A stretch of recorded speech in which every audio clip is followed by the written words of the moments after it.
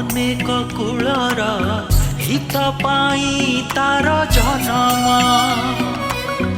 ओढ़ना तले ता जीवन सरे न सारा आकाशता सपन केबे महके मधुर बास्ना केबे छोड़ू घरे से सामना जेते बाधा तार आगरे आसिले पछ घुंचा सिए दिए ना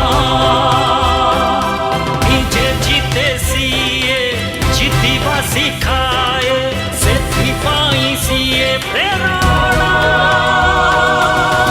प्रेरणा प्रेरणा सिए प्रेरणा प्रेरणा। नमस्कार, प्रेरणा को स्वागत करुछि मु स्निग्धा। जीवन संघर्षमय। प्रत्येक मनीष पई परिस्थिति जेमिति अलगा होई थाए तार संघर्ष करिवार तरीका भी सेमिति भिन्न होई थाए। बिना संघर्ष रे सफलतार स्वाद फिका पड़ी थाए। एक कथा को अनेक ग्रहण करिथांती, किंतु इच्छा शक्ति एवं दृढ़ मनोबल सफलतार बाट कढ़ाई थाए। आज देखिबा सेमिति जड़े महिला कहानी जे कि संघर्ष करी स्वावलंबी हेबा सह निज पई स्वतंत्र परिचय भी तैयारी करि पारिछंती।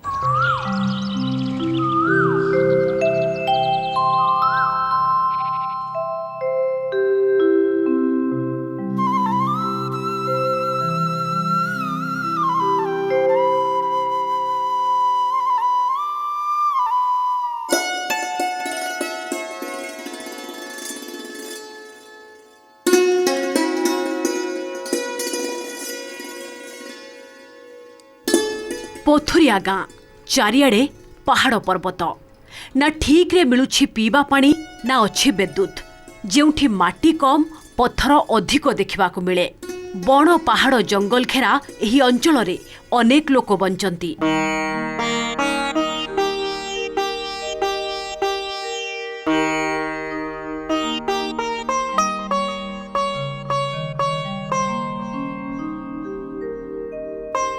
किए बिल काम करे तो आउ किए मूल लागिबाकु जांती तो पुणी आउ किए छेली कुकुड़ा रखी 2 पैसा रोजगार करती।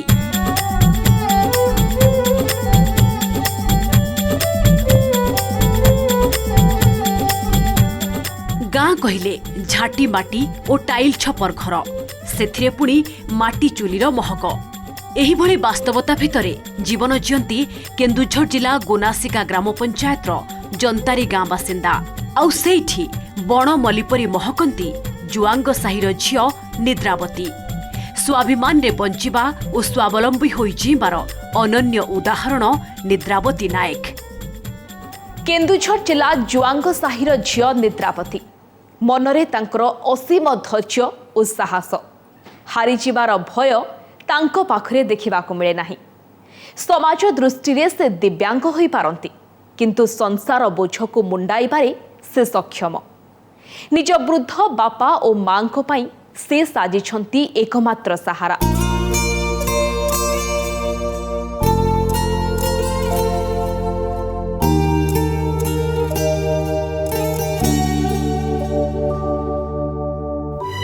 तेल लुणर संसार चलाइबा पाई निद्रावती आखिरु सते जेपरी निद हजि जाइछि। घर कहले सीमेंट प्लास्टर दिया छोटिया मुंड गुंजिला भली आजबेस्टस कुड़िया। एइठी बापा माँ और निद्रावती 3 प्राणीर कुटुंब चले।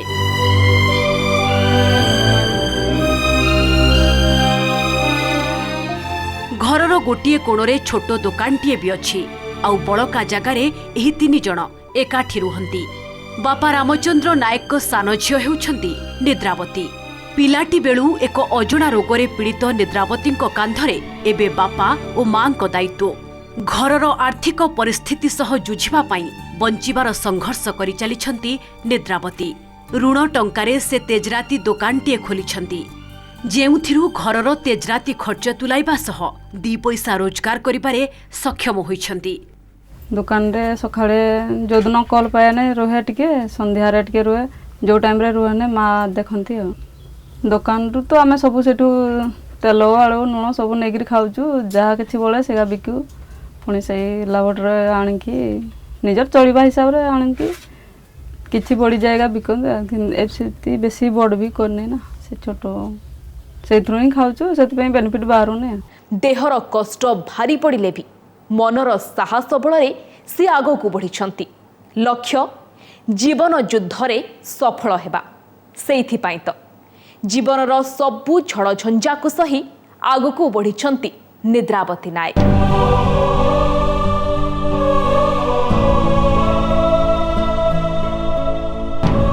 निद्रावती नीतिदिनिया काम बाधा देउछि एही अजणा रोग।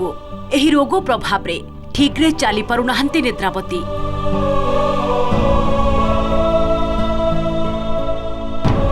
छोट बेलू दिव्यांग भावरे जीवन यापन करि आसुछंती। चिकित्सा परे भी ठीक होई पारिनी तांको रोग।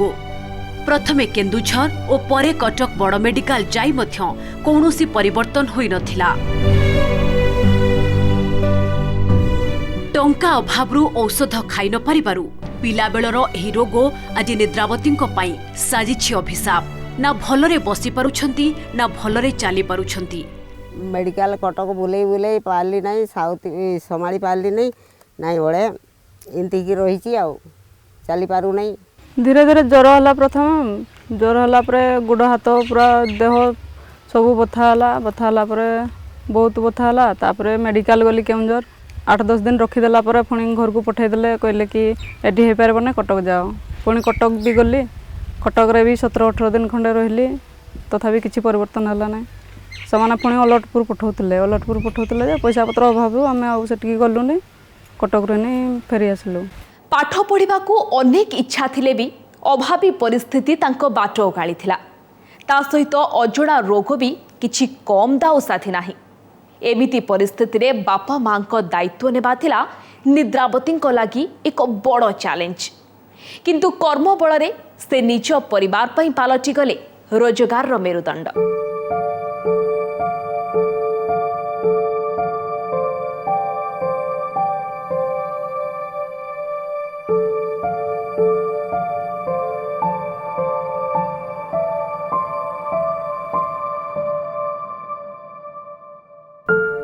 घरर सान झील निद्रावती सान सिना दानता महान एही उक्ति को प्रमाण करबा लागि सते जेपरी से पण करिसंती।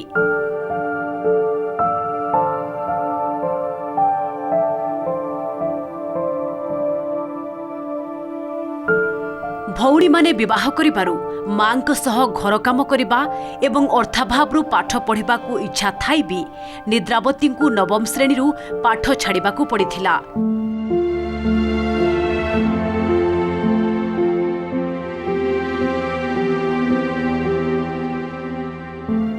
शारीरिक दुरारोग्य को खातिर न करी घरर बोझ मुंडाइबाकू से अंटा भिड़िथिले। तांको मां घर घर बुली मूल लागी मजूरी करती एवं बापा चाषबास करती। किंतु पहाड़िया जमी हेतु वर्षा पानी को भरोसा करी चाष करबा केते जे कष्ट ताहा न कहबा भल। सेथिरे कष्टे मष्टे चली जाए तांको परिवार। हेले भाई माने विवाह करिबा परे बदली जाए परिवार रो चित्र।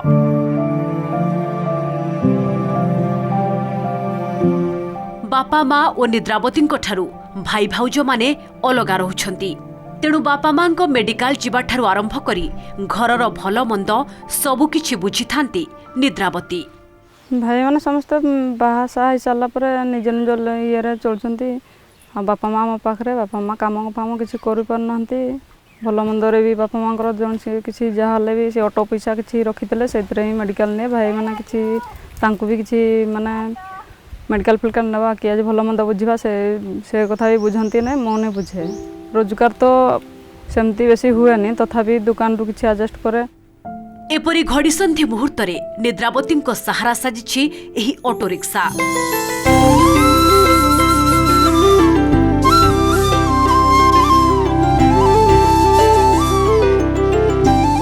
दुकान रु 2 पैसा संचय करी किस्ती रे गोटे पैसेंजर ऑटोटे किनिछंती निद्रावती।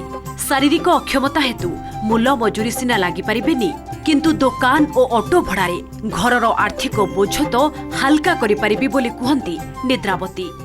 ऑटो आनिबार कारण या आमे निजे कोन से जीवार पई असुविधा होतला।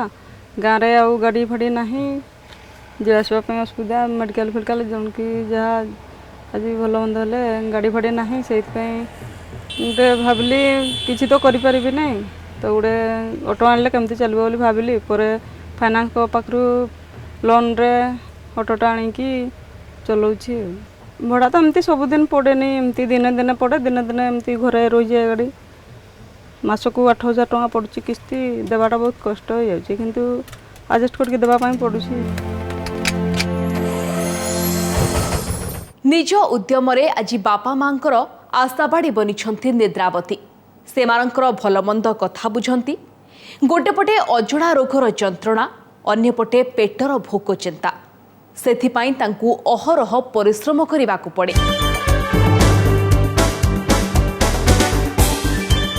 ନିଜେ ନିଜ ଅକ୍ଷମତାକୁ ସକ୍ଷମରେ ପରିଣତ କରି ଅଣ୍ଟା ସଳଖି ଛିଡ଼ା ହେବା ଲକ୍ଷ୍ୟରେ ସେ ଘରୁ ଗୋଡ଼ କାଢ଼ିଥିଲେ।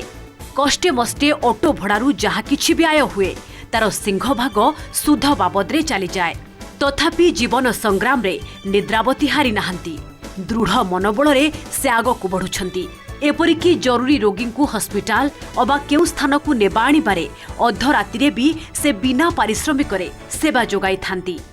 ଏମିତି ରାତି ଅଧାରେ 12ଟା ନାହିଁ ଗୋଟେ ନାହିଁ ଯାଇକି ମୋତେ ଉଠେଇଛନ୍ତି ଏମିତି ମେଡ଼ିକାଲ କେସ୍ ହେଉ କିମ୍ବା ଅନ୍ୟ ଏମିତି ଏମର୍ଜେନ୍ସି କେସ୍ ହେଉ ମୁଁ ନେଇକି ଯାଇଛି ପଇସା ପତ୍ର ଆଜି ନହେଲେ କାଲି ଦେବେ ବୋଲି ଭାବେ ଖାଲି ତେଲ ପଇସା ପକାଇତେ ଦିଅନ୍ତି ପର ପଇସାଟା ମୁଁ ପରେ ଦିଅନ୍ତି ତାଙ୍କୁ ସୁବିଧା ହେଲେ ମୁଁ ବି ତାଙ୍କୁ ଜବରଦସ୍ତ ମାଗେନି କାହିଁକି ନା ଦୁଃଖ କ'ଣ ମୁଁ ଜାଣିଛି। ଶାରୀରିକ ଭାବେ ସକ୍ଷମ ଥାଇ ବି ଅନେକ ମହିଳା ବା ପୁରୁଷ ନିଜ ଭିତରେ ଥିବା ଶକ୍ତିକୁ ଜାଣିପାରନ୍ତି ନାହିଁ କି ନିଜର ପାରିଲା ପଣିଆକୁ ପରଖି ନଥାନ୍ତି।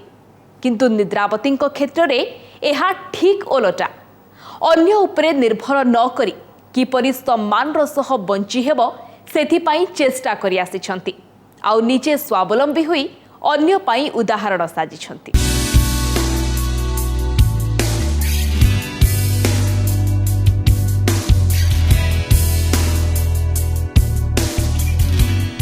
ରାସ୍ତାରେ ଅଟୋ ଚକ ଗଡ଼ିଲା ପରି ନିଜ ଜୀବନର ରଥକୁ ଗଡ଼ାଇବା ପାଇଁ ତାଙ୍କ ସାଥୀ ସାଜିଛି ଏହି ଅଟୋ।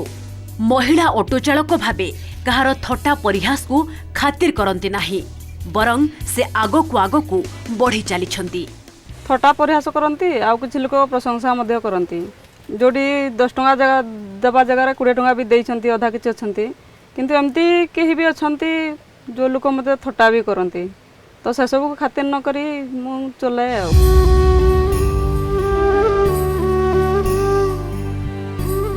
ଅର୍ଥ ଅଭାବରୁ ପିଲାମାନଙ୍କୁ ପାଠ ପଢ଼ାଇ ବଡ଼ ମଣିଷ କରିବାରେ ବିଫଳ ହୋଇ ଅଧାରୁ ହାତ ଛାଡ଼ି ଦେଇଥିଲେ ନିଦ୍ରାବତୀଙ୍କ ବାପା ରାମଚନ୍ଦ୍ର ନାୟକ। ମୁଣ୍ଡ ଝାଳ ତୁଣ୍ଡରେ ମାରି ଶେଷରେ ନିରୁପାୟ ହୋଇ ଭାଗ୍ୟକୁ ଆଦରି ପଡ଼ି ରହିଥିଲେ। ଏବେ ଝିଅ ଗାଡ଼ି ଭଡ଼ାରୁ ଘର ପରିବାର ଓ ଗାଡ଼ିର ପରିଚାଳନା ଖର୍ଚ୍ଚ ତୁଲାଉଛନ୍ତି। ପାଠଶାଠ ସେଇଭଳି ଏମିତି ଦୁଃଖ ସୁଖରେ ଆଣିକରି ଛୁଆମାନଙ୍କୁ ପଢ଼େଇଲି କିଛି ଦିନ ବି ପାରିଲି ନାହିଁ ସବୁ ଦରଖଣ୍ଡିଆ ହେଇକି ରହିଲେ। କେଉଁଦିନ ବର୍ଷା ହେଲେ ତ ହେଉଛି ନହେଲେ ବର୍ଷା ନାହିଁ ନଦୀ ନାଳ ତ ଏଠି ଆମର କେନାଲ ଫେନାଲ କିଛି ନାହିଁ।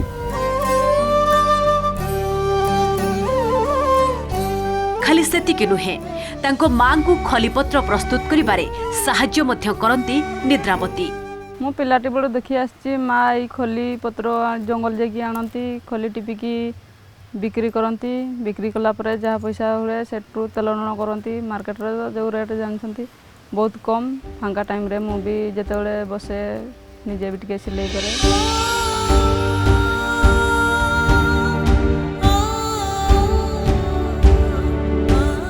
ଶାଳପତ୍ରରେ କାଠି ମାରି ସଜାଡ଼ିଲା ପରି ଗୋଟିଏ ପରେ ଗୋଟିଏ କାମ କରି ସ୍ୱାବଲମ୍ବୀ ହେବା ସହ ଆତ୍ମନିର୍ଭରଶୀଳ ହୋଇପାରିଛନ୍ତି ନିଦ୍ରାବତୀ। ସମୟ ପାଇଲେ ଘରର ଗୃହପାଳିତ ପଶୁପକ୍ଷୀ କୁକୁଡ଼ା ଛେଳି ଓ ଗାଈଗୋରୁଙ୍କ ସେବା ମଧ୍ୟ କରନ୍ତି ନିଦ୍ରାବତୀ। ବିକେ ଗୋଟେ ଦୁଇଟା ଯଦି 500,000 ଏଇଭଳିଆ ଯାଏ ଦୁଇଟା ବିକିଲେ 1000 ଏମିତି ଗୋଟେ ବିକିଲେ 500 ଏମିତି ଯାଏ ସେଗାରେ ବି କିଛି ଆଡ଼ଜଷ୍ଟ ହୁଏ।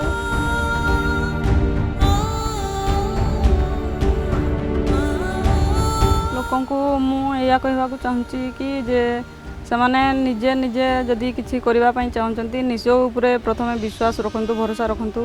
ଆଗକୁ ବଢ଼ିବା ପାଇଁ ହେଲେ ଦୁନିଆ ସୋସାଇଟି ଯିଏ ଯାହା କହୁଛି କହୁ କିନ୍ତୁ ନିଜ ମନ ଭିତରେ ଗୋଟେ ଭଲ ଚିନ୍ତାଧାରା ରଖିକି ଟିକେ ଷ୍ଟ୍ରଙ୍ଗ ରହିକି ଆଗକୁ ବଢ଼ିବି କହିଲେ ବଢ଼ିପାରିବେ ସମସ୍ତେ। आउ बंचिथिबा जीवन पर्यंत एमती संघर्ष करी चलिबी बापा माँ जेहेतु मो पाखरे अछंती तांको जन्मजात देइछंती सेमाने जते पर्यंत बंचिथिबे एमती मु खटी खटी दउथिबी तांको।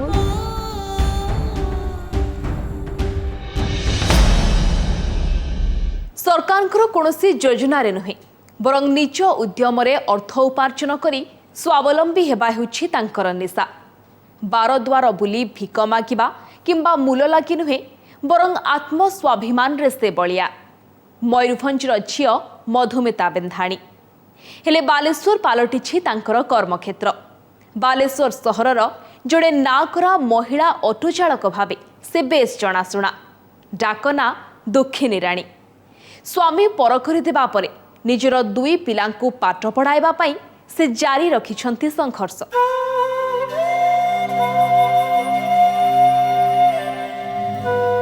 ଆଖିରେ ଆଖିଏ ସ୍ୱପ୍ନ, ମନରେ ଅସୁମାରୀ ଆଶା।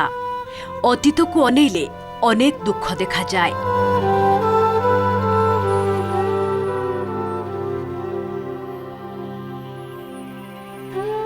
ତଥାପି କେବେ ପଛକୁ ଚାହିଁ ନାହାନ୍ତି ବରଂ ଜୀବନର ଲମ୍ବା ରାସ୍ତାକୁ ଅତିକ୍ରମ କରିବା ପାଇଁ ପଥିକ ଭାବେ ବାଟ ଚାଲୁଛନ୍ତି।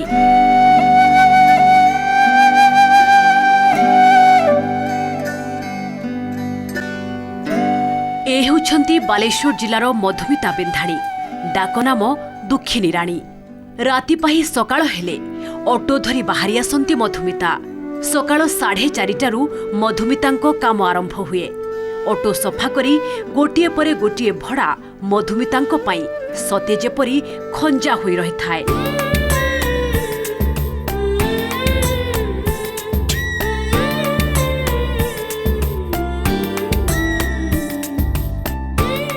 ନିଜ ଅଞ୍ଚଳରେ ସ୍କୁଲ ପିଲାଙ୍କୁ ନେବା ଆଣିବା ଠାରୁ ବୟସ୍କଙ୍କ ଯାତାୟତରେ ପ୍ରଥମ ପସନ୍ଦ ହେଉଛନ୍ତି ମଧୁମିତା। ମହିଳା ହୋଇବି ପୁରୁଷଙ୍କ ଭଳି ଜରୁରୀକାଳୀନ ମେଡିକାଲ, ରେଳ ଷ୍ଟେସନ ଓ ବସ୍ଷ୍ଟାଣ୍ଡକୁ ନିରାପଦରେ ଛାଡ଼ିବାରେ ସେ ସିଦ୍ଧହସ୍ତ। ଯେବେରୁ ମୁଁ ଚଳିବା ପାଇଁ ଅସୁବିଧା ହେଇଯାଇଛି, 2ଟା ପିଲା ବି ମୋର ଅଛନ୍ତି, ଆଉ ଚିନ୍ତା କଲି ମୁଁ କେଉଁଥିରେ ଭଲ ଇନକମ୍ କରିପାରିବି, ନିଜସ୍ୱ ମୁଁ ଚଳିପାରିବି। ତ ସେଇଥିପାଇଁ ମୁଁ ଅଟୋ ବାହାର କଲି, ନିଜେ ବାହାର କରିକି ଚଲେଇଲି ଲୋନ୍ରେ ଆଣିକି। ଚଲେଇବା ପରେ ଟିକେ ଫାଷ୍ଟ ଟିକେ ଡେଭଲପ୍ ହେବା ପାଇଁ ଟିକେ କଷ୍ଟ ହେଇଥିଲା। ତାପରେ 2-3 ମାସ ଟିକେ କଷ୍ଟ ହେଲା। 6 ମାସ ବେଳକୁ ମୋର ବହୁତ କିଛି ପ୍ରୁଫ୍ ହେଇଗଲା। ସେତେବେଳେ ବି ମାନେ ପୋଲିସ ଷ୍ଟେସନ ସମସ୍ତେ ଜାଣିଲେ ଗୋଟେ ଲେଡ଼ିଜ୍ ନାଇଁ ବାଲେଶ୍ୱରରେ ନୂଆ ଆସିଛି, ଯାହାଫଳରେ କି ରଣ ସିଂ ସାର୍ ସେ ମୋତେ ଦିନେ ଯେଉଁ ଆମର କ'ଣ ସେଇଟା ହସ୍ପିଟାଲ ସାମ୍ନାରୁ ମୋତେ ଫାଇନ୍ କାଟିଲେ, କହିଲେ ଟିକେ ଥାନାକୁ ଭଲସେ ଚଲା ଶିଖିନୁ, ଚାଲେ ମୋତେ ନେଇଗଲେ। ମୁଁ କହିଲି ଯାହା କରିବେ ସାର୍, ମୁଁ ତ ସେମିତି କିଛି ଇଏ ନୁହେଁ। ହଁ ଡର ଲାଗିଛି, କିନ୍ତୁ ମୋତେ ବସେଇ ଦେଲେ ପିଲାରେ, କହିଲେ ତୁ ଏଇଠି ଘଣ୍ଟାଟେ। ତାପରେ ମୁଁ ଆଉ ଜଣକୁ ଗୋଟେ ଡ୍ରାଇଭର ଭାଇଙ୍କୁ ଫୋନ୍ କଲି, ମୋତେ ଟିକେ ହେଲ୍ପ କରନ୍ତୁ, ଆଣିକି ମୋତେ ରଖିଦେଲେ। ମୁଁ ଟିକେ ଭଲସେ ଚଲା ଶିଖିନି, ଯାହା ବି ଆଉ ହେଲ୍ପ କଲେ, ଡକୁମେଣ୍ଟ ଦେଲେ। ତାପରେ ସାର୍ କହିଲେ ଆମେ ଆଣିଛୁ ତୋତେ କ'ଣ ପାଇଁ, ଗୋଟେ ଫାଇନ୍ କାଟିବା, ଚଲା ଶିଖିବୁ, ଆଉ ଲାଇସେନ୍ସ ନାହିଁ, ଏସବୁ ଆମେ ହେଲ୍ପ କରିବା। ଯେହେତୁ ଗୋଟେ ଲେଡ଼ିଜ୍ ହେଇକି ଚଲାଉଛୁ, ଗର୍ବର କଥା, ମୁଁ ସପୋର୍ଟ କରିବି ନିହାତି। ଭାଗ୍ୟକୁ ଆଦରି ଜୀବନ ଯୁଦ୍ଧରେ ସଂଗ୍ରାମ କରି ଚାଲିଛନ୍ତି ସ୍ୱାଭିମାନିନୀ ମଧୁମିତା। ନିଜ ଗୋଡ଼ରେ ଛିଡ଼ା ହେବାର ନିଶା ତାଙ୍କୁ ଏପରି ଘାରିଥିଲା ଯେ ଚାକିରି ଛାଡ଼ି ଅଟୋ ଚଳାଇ 2 ପଇସା ରୋଜଗାର କରିବାକୁ ମନ ବଳାଇଥିଲେ। ମଧୁମିତାଙ୍କ ନିଜ ଘର ମୟୂରଭଞ୍ଜ ଜିଲ୍ଲା ବଡ଼ସାହିରେ। ସେ ବିଜୟ କୁମାର ବେନ୍ଧାଣୀଙ୍କୁ ବିବାହ କରିଥିଲେ, ହେଲେ ପାରିବାରିକ ସମସ୍ୟା କାରଣରୁ ସ୍ୱାମୀ ତାଙ୍କୁ ଛାଡ଼ିଦେବା ପରେ ଭାଙ୍ଗି ନ ପଡ଼ି ଚାକିରି ଅନ୍ୱେଷଣରେ ବାଲେଶ୍ୱର ଚାଲି ଆସିଥିଲେ। ପ୍ରଥମେ ଏକ ଚିଙ୍ଗୁଡ଼ି ପ୍ରୋସେସିଂ ପ୍ଲାଣ୍ଟରେ କାମ କରୁଥିଲେ, ହେଲେ ନିଜେ ଆତ୍ମନିର୍ଭର ହେବା ଲକ୍ଷ୍ୟରେ ଅଟୋଟିଏ କିଣିଥିଲେ। ବ୍ୟାଙ୍କରୁ 3 ଲକ୍ଷ ଟଙ୍କା ଋଣ କରି ଅଟୋ କିଣିଥିଲେ। ଏବେ ମାସିକ କିସ୍ତି ଶୁଝିବା ସହ ନିଜ ପୁଅକୁ ଇଂରାଜୀ ମିଡିୟମରେ ଯୁକ୍ତ 2 ଏବଂ ଝିଅକୁ 6ଠ ଶ୍ରେଣୀରେ ପାଠ ପଢ଼ାଉଛନ୍ତି ମଧୁମିତା। ଯେଉଁଟା ବି ଚାହୁଁଛନ୍ତି ଧ୍ୟାନ ଲଗେଇକି କରନ୍ତୁ ଯେ ମୁଁ ଏଇଟା ସକ୍ସେସ୍ ହେବି ନିହାତି, ତ କେଉଁ ଟାଇପ୍ରେ ହେବି, ତ ସେଇଟା ଆଗ ଦିମାଗ ଲଗେଇବା ଦରକାର, ସକ୍ସେସ୍ ହେବା ଦରକାର। ଆଜି ଜଣେ ଯଦି କୌଣସି ଜେଣ୍ଟସ୍ ନାହିଁ ଯେ ଲେଡ଼ିଜ୍କୁ ହଇରାଣ କରୁନି କି ଖାଇତେ ପିଇତେ କୌଣସି କଥା ବୁଝୁନାହାନ୍ତି, ତ ନିଜେ ନିଜଟା ହିଁ ବୁଝିବା ନିହାତି ଦରକାର। ମଧୁମିତା ଗୌଡ଼ୀୟ ଦୀକ୍ଷା ମଧ୍ୟ ଗ୍ରହଣ କରିଛନ୍ତି। ଭଲ ମଣିଷ ଭାବେ ଯେତିକି ଗୌରବ ପାଇଛନ୍ତି, ନିଜ କାମରେ ମଧ୍ୟ ସେତିକି ପ୍ରଶଂସା ସାଉଁଟନ୍ତି ମଧୁମିତା। 2016 ମସିହାରୁ ଅଟୋ ଚଳାଇ निज परिवार पेट पोषुछंती मधुमिता। ऑटो रिक्शा चालक भावे अन्यर टाही टापरा को खातिर न करी केबे भी दुख करंतिनी दुखिनी राणी। बालेश्वर सहरर प्रथम महिला ऑटो चालक भावे से बेस परिचित। पिलामानंक दायित्व बहन करी सेमानंकु निज गोड़े छिड़ा कराइबा लक्ष्य एही काम को आपणाई नेइछंती मधुमिता। एहा सह गौड़ीय दीक्षा मध्य ग्रहण करिछंती। तेबे महिला ऑटो चालक भावे से केवल रोजगार करंतिनी बरं अनेक समय रे रोगी को मागणारे मेडिकल को नेबा और महिला को सुरक्षा देबारे मध्य कुंठाबोध करंतिनी। तेणु केवल यात्री नुहे तांको साथी ऑटो चालक मध्य तांको बेस पसंद करंती। साहस हला सबुठु बड़ जिनिस। साहस रे सेमने घर बाहर के आसबे रास्ता रे चलेबे साहस रे सेमने पैसा देबे ऋण करिवे एटा बहुत बड़ कथा। जड़े स्त्री लोक जिते आसिक ऑटो चल पार्टी भल मंद माने सब भड़ा करी एवं पिला नहीं छाड़ी पार्टी एटा अन्य मान एकदम पूरा माने संपूर्ण गोटे भल उदाहरण। केबे तांको स्वप्न पूरण हेबो केबे तांको पिला माने बड़ होई रोजगार करिवे एपरी अनेक स्वप्न और भावना रे बुड़ी रही केबे थकी पड़ी नाहंती बरं जीवनर संग्राम रे निजको बाजी लगाई संघर्ष करी चलीछंती। लक्ष्य जदि स्थिर रहे सफलतार सीढ़ी चढ़ा सहज होता है। आजिर अध्याय दुई सफल नारी कहानी एहार प्रमाण। जदि प्रत्येक नारी निज भितरे थिबा आत्मविश्वास एवं साहस को कार्य लगाई पारंती से भी बनी पारिबे प्रेरणा। आज तो समय हो जाइछि प्रेरणार परवर्ती अध्याय देखिबा एमिति आउ जणे प्रेरणादायी नारी कहानी जे कि संघर्ष करी सृष्टि करिसंती निजर स्वतंत्र परिचय आउ सेही परिचय अन्य को स्वावलंबी करिवार रास्ता मध्य देखाइछि। समय शुक्रवार अपराह्न 3:30। आज पाई रहुछु विदाय दियंतु। नमस्कार। प्रेरणा प्रेरणा सिए प्रेरणा